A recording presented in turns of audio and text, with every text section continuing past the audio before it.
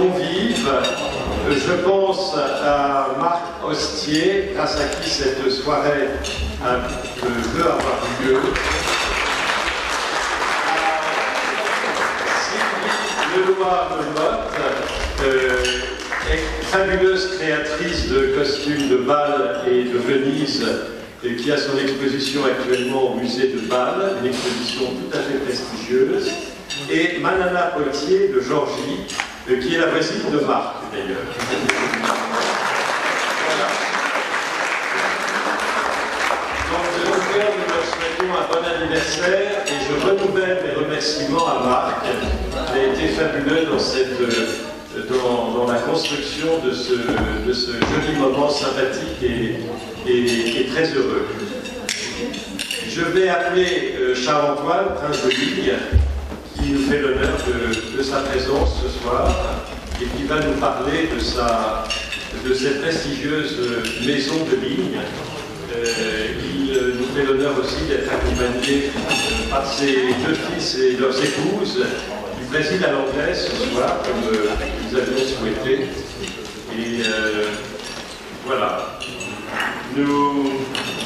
On est d'autant plus sensible au Paris du Nord de cette visite que notre terre des Flandres méridionales a toujours, à l'ombre du clocher, terre très catholique, vous le savez, avec la contre-réforme des Habsbourg, des rois d'Espagne, qui, à l'ombre du clocher, avait équilibré l'influence du beffroi et du château, équilibre accepté par les princes et par leurs patriciens que le Paris du Nord représente.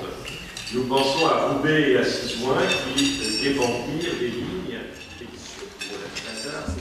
Moi-même, j'ai une grand-mère espagnole. Mon père est napolitain français qui est belge. J'ai une belle-fille italienne, une belle-fille chinoise, une épouse russe qui malheureusement n'est pas là ce soir. Et donc, j'ai été élevé en Angleterre avec une certaine idée de ce qui se passe un peu dans le monde et la géopolitique.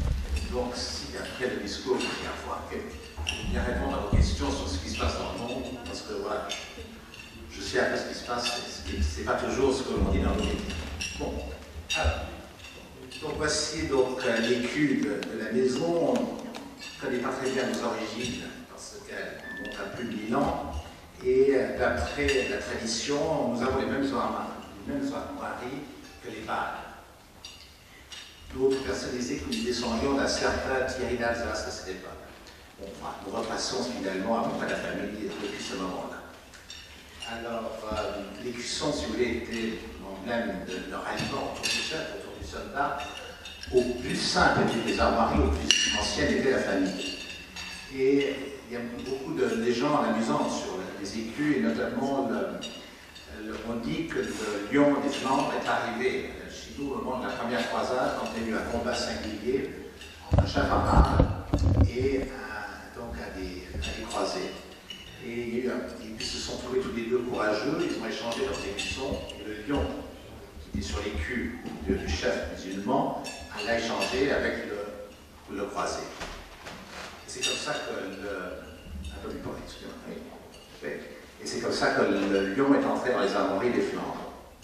Une autre légende amusante est l'écusson de la famille Arambert. C'est 3 fleurs de déflier sur un écusson rouge. Et la tradition aussi viendrait de la première croisade où les soldats cherchent leur chef, ne le trouvent pas. Puis au bout d'un temps, il y a quelqu'un qui est en train de mourir en dessous d'un arbre. Et effectivement, cet Arambert était en dessous d'un déflier, et son bouclier était rempli de sang, et c'était l'automne, les 3 fleurs de déflier étaient tombées sur l'écussons. Donc voilà quelques histoires sur les écus. Voilà, nous passons maintenant, si vous voulez, à notre histoire très commune entre la Flandre, la Wallonie et bien sûr la France. Ici, nous avons donc les premiers francs, si vous voulez, qui ont vécu à Tournai. Donc, Tournai était la première capitale de la France dès le IVe siècle. Ici, à côté, nous avons, si vous voulez, une abeille en or. Il y a eu un trésor important qui a été trouvé donc à Tournai. Et juste après ça, nous avons le couronnement de Napoléon. il se fait que Napoléon, pour casser la tradition des Bourbons, aurait pris les abeilles trouvées qui étaient représentées sur le manteau des premiers rois francs, comme emblème pour justement couper tout à fait la tradition des Bourbons. Alors là, nous voyons, on ne voit pas très bien le manteau, mais sur son manteau, il y a les abeilles des rois, donc des rois francs, pour justement montrer la coupure de sa dynastie avec l'ancienne dynastie française. Quelque part, on voit Talleyrand qui est à côté de Fouché, et Chateaubriand, dans ses mémoires, raconte cette phrase formidable en disant « c'est le vice qui est appuyé sur le crime ». Voilà. Passons après, si vous voulez, donc ça c'est un passage de Jeanne d'Arc dans notre région, c'est pas très important, nous passons un peu plus loin, et là nous arrivons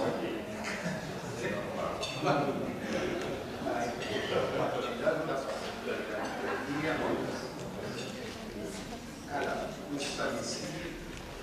Alors ça c'est un monument funéraire qui est Gino Antoine, et qui représente un melun, si vous voulez, la maison de notre propriété est rentrée dans la famille par un mariage entre un melun qui était le compagnon de Philippe Auguste à Bouvines, et le voilà enterré entre ses deux épouses. Alors, nous avons donc Jean Melun, alors une de ses épouses est Jeanne de Luxembourg, et l'autre Jeanne d'Aville. Elle vit en compagnie de Philippe le Bon de Bourgogne, donc elle sera l'amie intime en 1432, il est membre de l'ordre de la Toison d'Or. Jean Melun fait partie de l'élite qui entoure le souverain des Pays-Bas. Alors, ici nous sommes à Jean IV baron d'Émile, du maréchal de Hainaut, conseiller de Charles le Téméraire, de Marie Bourgogne, de l'archiduc Maximien, écrit en 1481, chevalier de la Toison d'Or. C'est le premier de la maison libre. Vous savez que la Toison d'Or a été créée par les Bourguignons. Le pays était occupé, enfin, par mariage, était rentré dans la maison de Bourgogne.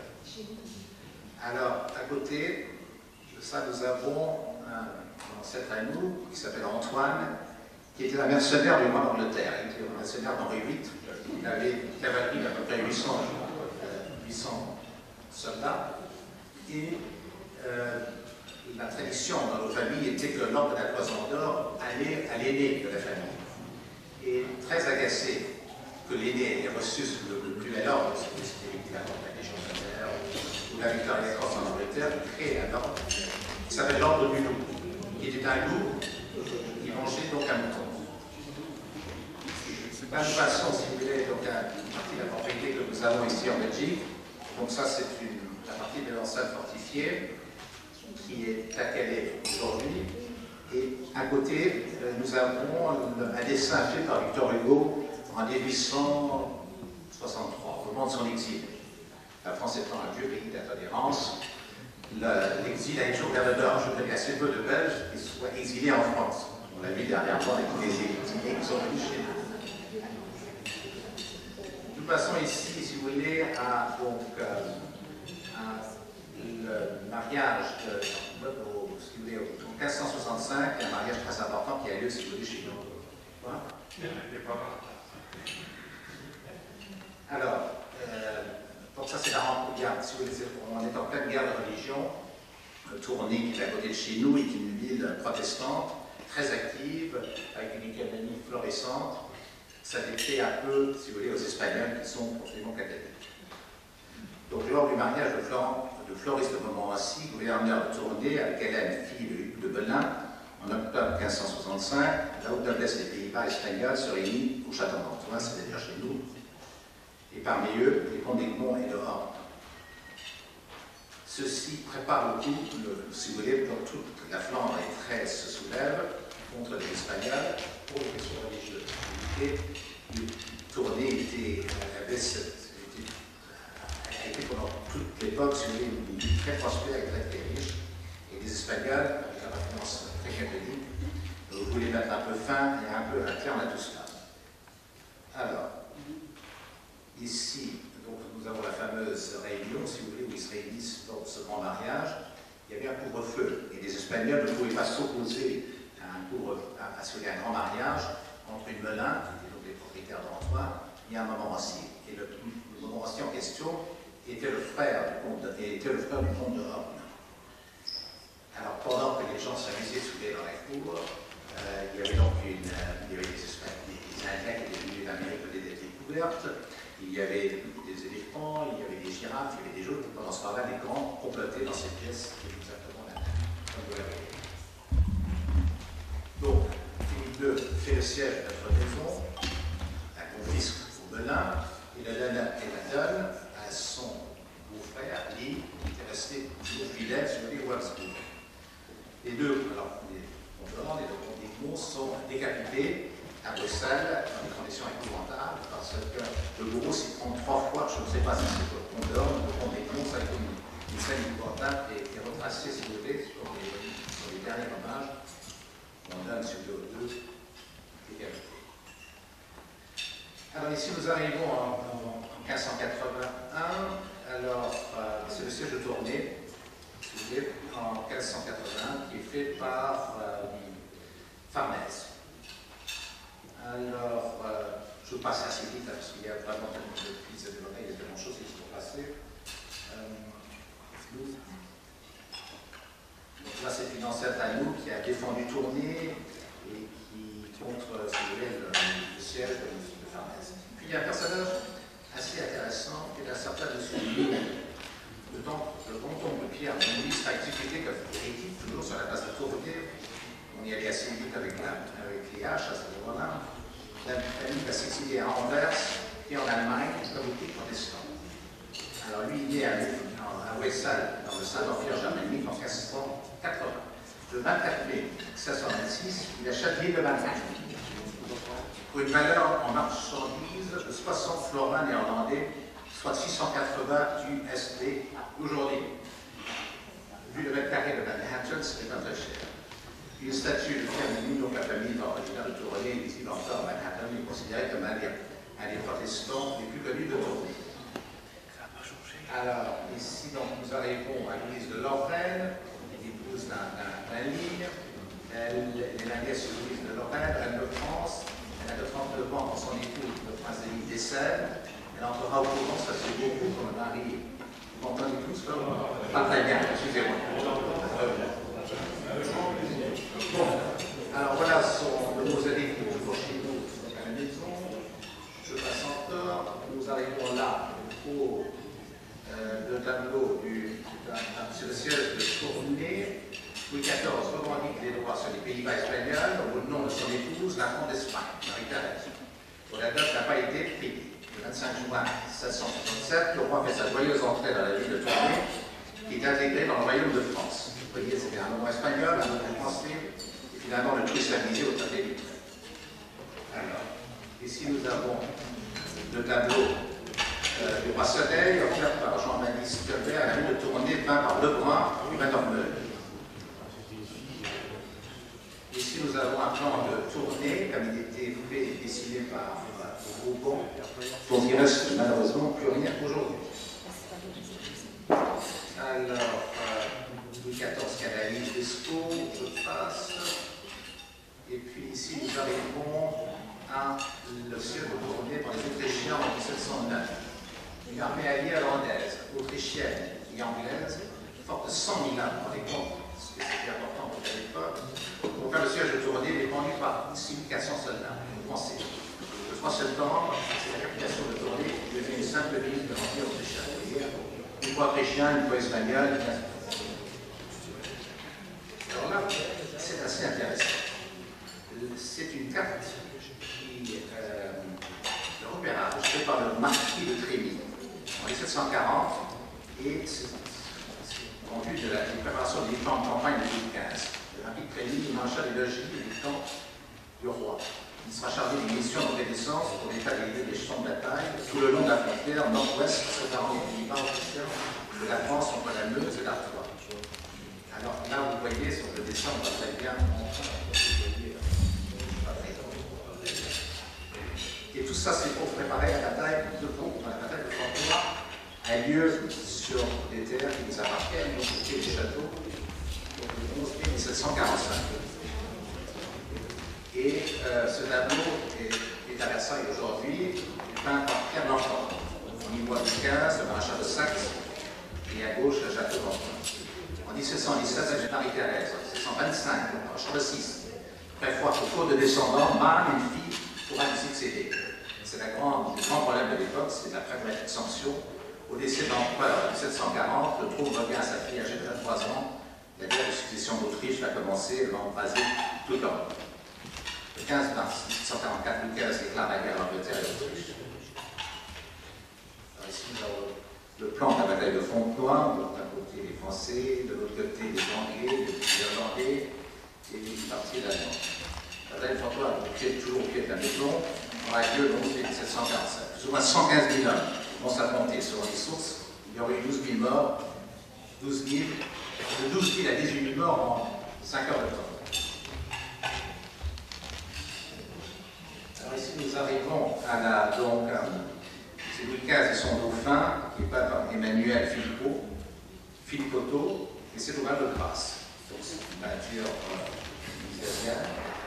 Et la légende en dessous est le sang de nos ennemis, toujours le sang des hommes. La vraie victoire, c'est de l'épargner. Ça n'a pas été le cas à Brunswick pour la victoire. Et il y a eu très peu de morts. Enfin, malheureusement, son fils aîné est mort. Alors, pour récupérer le séquestre qui était mis sur nos terres aux 50 clochers, comme on disait à l'époque dans le Nord, son deuxième fils devient officier dans l'armée de Napoléon. Le séquestre est enlevé et nous récupérons, si vous voulez, donc je ne vais pas m'attarder sur la vie de Charles-Joseph parce qu'il y aurait trop de choses, si vous voulez, à lire. Et nous passons, si vous voulez, ici à un portrait ici de Marie-Antoinette qui est amie intime de Charles-Joseph. Évidemment, tout ce qui se passe dans les heures sombres sont pour lui. Et malgré ça, il n'en veut pas à la France. Il a tellement aimé la France, il s'est tellement amusé à Versailles et à Paris que, curieusement, il ne critique pas ce qui se passe. Voilà, il n'en parle pas trop. Et il n'a jamais cru que Marie-Antoinette avait une liaison avec Versailles. Je crois qu'aujourd'hui, on dirait qu'il y avait une version un peu différente, mais il ne croyait pas. Et il était dans le cercle très intime de Marie-Antoinette. Ça se voit. Ici, nous arrivons à la ville de Tournai avec une manufacture de porcelaine très importante, la manufacture de Tournai. Et ceci est un service qui avait été commandé par Philippe Égalité, pour le duc d'Orléans, qui n'a jamais pu honorer sa dette vis-à-vis de la manufacture. Voilà une autre carrière, enfin, à l'entrée de la porte, un de ces mammouths qu'il avait ramené d'une des campagnes, si vous voulez, en Crimée. Donc là, nous passons un peu plus loin au congrès de Vienne. Donc, toujours, si vous voulez, au début du congrès de Vienne, donc après la défaite de la retraite de Russie. Donc on voit à droite de la table un Talleyrand qui est en train de négocier les intérêts de la France, qui négocie très bien. Parce que la France avait beaucoup pillé à travers l'Europe, et avec son talent et sa personnalité, il arrive à ce que la France ne rende pas tous les objets qui avaient été pillés en Italie, en Espagne et autre part. À ce moment-là, quelqu'un est venu le voir et il lui a demandé, mais écoutez, que pensez-vous du congrès? Et il a répondu, mais écoutez, les compétences, lui, il ne marche pas.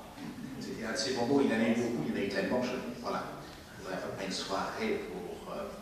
Mais il y a un très beau passage dans les mémoires de Paul Morand, parce qu'il meurt à ce moment-là, dans la première partie du congrès, parce qu'il meurt en décembre de 1814, et Paul Morand dit que toute l'Europe était en train de suivre le cortège funéraire.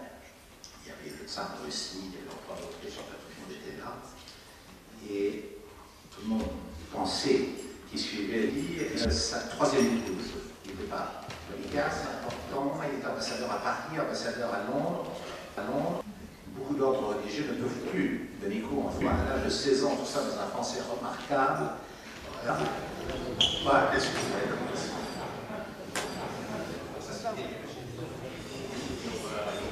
Avec la France. Et ma grand-mère était la fille aînée du dernier duc de la Trémie. Il se fait que le dernier duc, la belle fille, là. Donc ma grand-mère était la fille aînée du dernier duc de la Trémie. Le dernier duc de la Trémie était ça c'était malheureusement, donc, je ne vais pas vous en faire après la guerre de 14, qui a été extrêmement abîmée par les combats, parce que c'était sûr, si vous voulez, cette petite causerie, j'en souhaite très souvent. Voilà, merci beaucoup de m'avoir écouté. Voilà, Thierry Gonnet, qui est le détenteur du château de la Seine-et-Marne, le mot propriétaire et la réalité, mais il en est surtout le conservateur et le transmetteur. Voilà, il a une belle visibilité à ce niveau-là. Qui est moins important que le château de Belleuil. Et donc, beaucoup de choses. Et alors, je voudrais poser une question. J'ai lu les mémoires de ligne avec Caron. Il y a une chose qui m'a beaucoup étonné. C'est qu'il était également autrichien. Il était également autrichien. De le rencontrer pour que fonder le jeune de Savoie avait de la grâce. Mais César, Alexandre, avait de la grâce, de la gaieté, du trait des mots ou des faits d'élévation ou de sensibilité. Mais dans le genre n'est sorti que la bouche de l'autre, tout ce qui est au département du cœur et ce qu'on appelle l'esprit lui est étranger. Tout ce qu'il fait a le caractère du génie. Il surprend, il étonne. Il est plus sorcier que magicien. Il n'est pas précisément un héros et pas du tout un chevalier. Il est plus, il est moins. Si les gens de mauvaise humeur lui refusent le titre de grand homme, on conviendra au moins que c'est un être religieux. Vous voyez, la diversité de vue.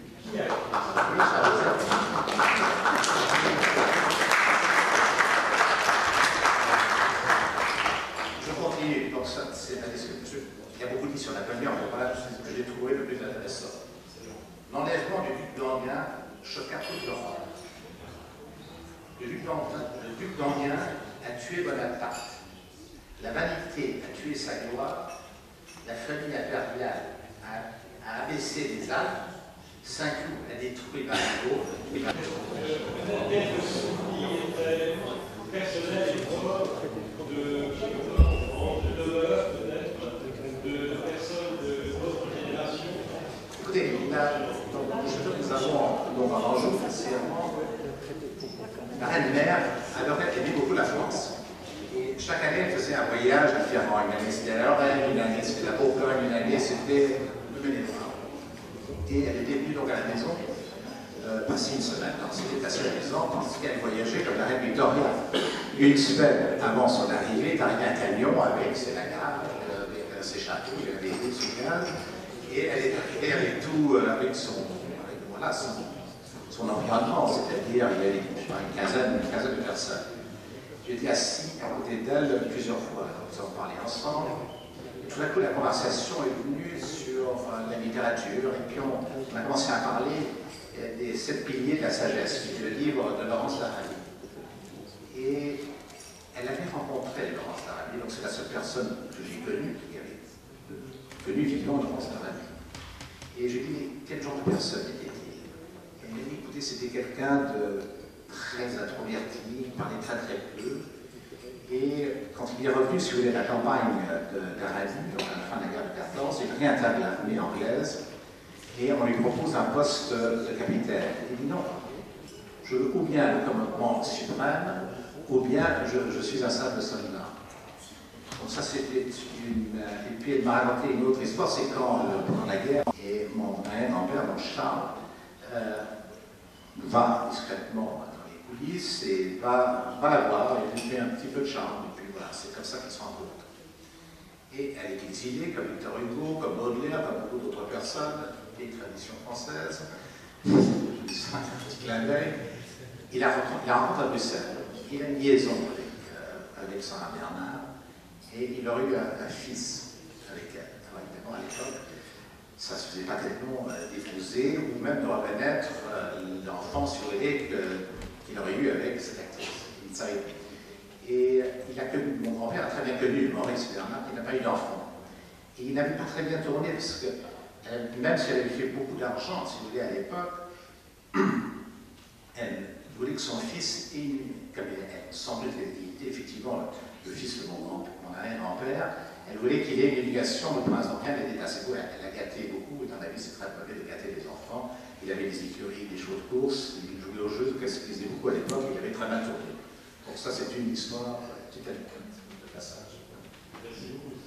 Mon arrière-mère, je crois qu'il y a prescription aujourd'hui, donc elle avait 4 filles, ma grand-mère, 3 autres filles et le garçon qui est mort en Angleterre. Et on disait qu'elle avait quelques aventures. Celui qui a prescription aujourd'hui, parce que ça se passait avant la guerre de 14. Et les mauvaises langues de Paris disaient qu'elle habitait, quand elle avait 5 enfants, elle habitait rue des 5 Pères.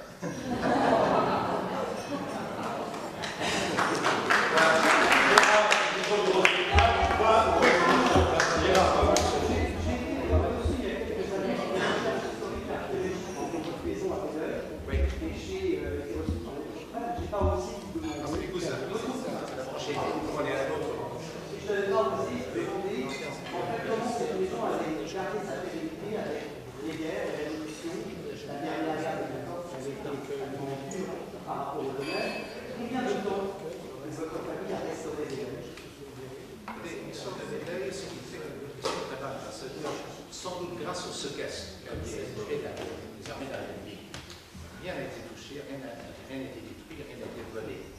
Et je pense que l'idée des armées de la République, c'était de se rallier sur certains officiers des Pays-Bas autrichiens qui avaient été l'expérience de la guerre. Et c'est sans doute le séquestre qui a sauvé ce par contre, c'est resté tel quel jusqu'en 1905, où il y a un incendie avant qu'on récupérait. La France fait la guerre, pas beaucoup souffert de la deuxième guerre, beaucoup plus que la première. La première guerre, c'était un habitat, parce que le front était entre Lille et Tournai, et les Allemands avaient occupé le château et avaient transformé le château en habitat.